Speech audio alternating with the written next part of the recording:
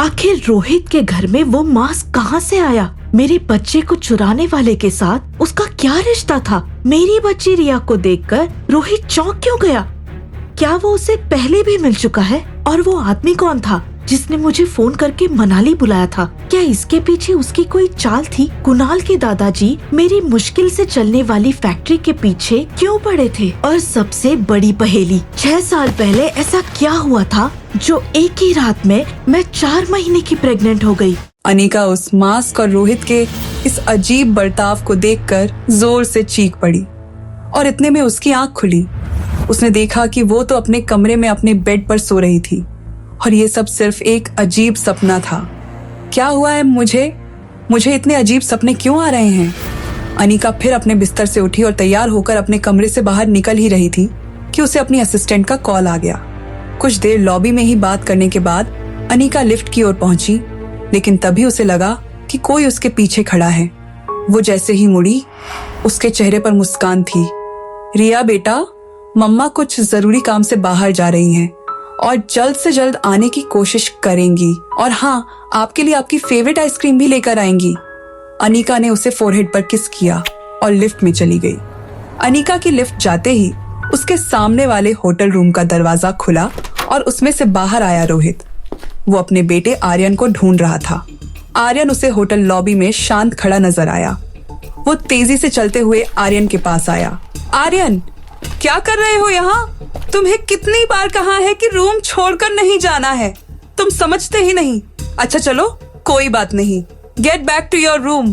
दरअसल जिस बच्चे को रिया समझकर अनिका ने उससे बात की थी, वो रोहित का बेटा आर्यन था। और सबसे मजेदार बात ये थी कि आर्यन और रिया की शक्ल पूरी तरह से एक दूसरे से मिलती थी, और रिया तो अभी भी अनिका के कमरे में सो रही थी। रोहित आर्यन का हाथ पकड़कर उसे कमरे के गेट तक ले आया था, लेकिन अभी भी आर्यन पीछे मुड़कर लिफ्ट की ओर देखे जा रहा था। आर्यन, ध्यान कहाँ है तुम्हारा? मुझे चॉकलेट आइसक्रीम चाहिए। ये सुनकर रोहित थोड़ा हैरान हो गया। हमेशा गुमसुम रहने वाले आर्यन का बर्ताव रोहित को कुछ अजीब लग रहा था। रोहित आर्यन से बात करने के लिए थोड़ा नीचे झुका ही था कि तभी उसे आर्यन के माथे पर लिपस्टिक का निशान दिखा। ये लिपस्टिक का मार्क? ये निशान देखकर रोहित गहरी सोच में पड़ गया। वो आर्यन को कमरे में छोड़कर होटल की सिक्योरिटी के पास गया और उसने लिफ्ट के सामने की सीसीटीवी फुटेज मंगवाई। रोहित ने फुटेज में देखा कि वो लड़की अनिका थी। रोहित गुस्से से भर चुका था। उसे बिल्कुल पसंद नहीं था कि कोई भी आर्यन के करीब बिना उसकी परमिशन के आए।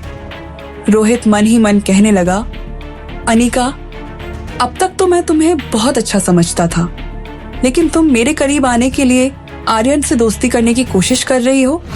तुम्हारी ये चाल मैं बिल्कुल बर्दाश्त नहीं करूंगा। वहां होटल में रोहित गुस्से से लाल हो चुका था और यहाँ अनिका इस सबसे अनजान होटल से बाहर निकल रही थी कि उसे अचानक कुणाल डोगरा दिखा। अनिका ने उसे देखा और चौंक गई। कुणाल ने भी उसे देखा और उसकी तरफ चलने लगा। अनिका उसे अपनी तरफ आता देख घबराई। कुणाल उसके बिल्कुल करीब आकर रुक गया। हे मिस गॉर्जियस, लगता है आप मनाली पहली बार आई हैं, क्योंकि अगर आप मनाली पहले आई होती तो कुणाल डोगरा की नजरों से बच नहीं पाती। कुणाल को इस तरफ फ्लर्ट करता देख अनिका अच्छे से समझ चुकी थी कि वो उसे पहचान नहीं पाया है। सॉरी, मैं लेट हो रही हूँ, मुझे निकलना होगा। अच्छा चलिए, किस्मत ने चाहा तो फिर मुलाकात होगी। और वैसे आप मनाली में किसी से भी कुणाल डोगरा के बारे में पूछिए, वो आपको मेरे घर तक छोड़ देगा। अनिका बहाना देकर जल्द ही वहां से निकल गई। कुणाल पीछे खड़ा उसे देखता रहा। वो समझ गया था कि अनिका इस होटल में ही ठहरी हुई है। कुणाल इस सब के बारे में सोच ही रहा था कि तभी उसे गौतम गुलेरिया का कॉल आ गया। जी अंकल बोलिए। बेटा, अब तो तुम्हारे डिवोर्स पेपर्स भी साइन हो गए, तो कब करे कामिनी और तुम्हारी शादी की बात? अंकल, आप क्यों मेरा और खुद का वक्त बर्बाद कर रहे हैं? मैंने कितनी बार आपको बताया कि दादाजी तब तक शादी के लिए राजी नहीं होंगे जब तक फार्मा कंपनी मेरे नाम नहीं हो जाती। लेकिन कुणाल बेटा, सुनो तो, अंकल, इन सारी फिजूल बातों के लिए मेरे पास वक्त नहीं है। बाय। अनिका अब फ्री होकर होटल के लिए निकल पड़ी थी। उसने होटल आते हुए चॉकलेट आइसक्रीम भी खरीद ली थी, जैसा कि उसने सुबह रिया को वादा किया था। लेकिन उसे मालूम नहीं था कि रिया नहीं बल्कि आर्यन है। अनिका की गाड़ी जैसे ही होटल के बाहर पहुंची, रोहित के सिक्योरिटी हेड ने उन्हें रोक लिया अनिका को कुछ समझ नहीं आया कि ये क्या हो रहा है। सॉरी मैम, लेकिन हमें आपके सामान की तलाशी लेनी होगी। क्या? ये कैसी बदतमीजी है? आप ऐसा नहीं कर सकते। अनिका के इतने गुस्से में होने के बावजूद उस सिक्योरिटी हेड ने उसकी एक नहीं सुनी और गाड़ी की चेकिंग करने लग गया। उसे सीट पर पड़ी आइसक्रीम मिली। उसने उसे देखते ही अपने कान में लगे ईयरपीस पर कहा, yes sir, confirm, it's chocolate ice cream. इतना कहते ही वहां रोहित अपने बाकी की सिक्योरिटी के साथ आ गया। अनिका उसे वहां देखकर शॉक हो गई थी। अनिका अब अपने गुस्से पर काबू खो चुकी थी। ये क्या बदतमीजी है? I will call the police. वाह, एक तो गलत खुद करो और डांटो दूसरों को। मैं पहली और आखिरी बार तुमसे कह रहा हूँ, मेरे और मेरे बेटे से दूर रहो। ये सोचने की गलती बिल्कुल मत करना कि तुम मेरे बेटे से दोस्ती करके मेरे करीब आ जाओगी। नेवर। ये क्या बकवास कर रहे हो तुम?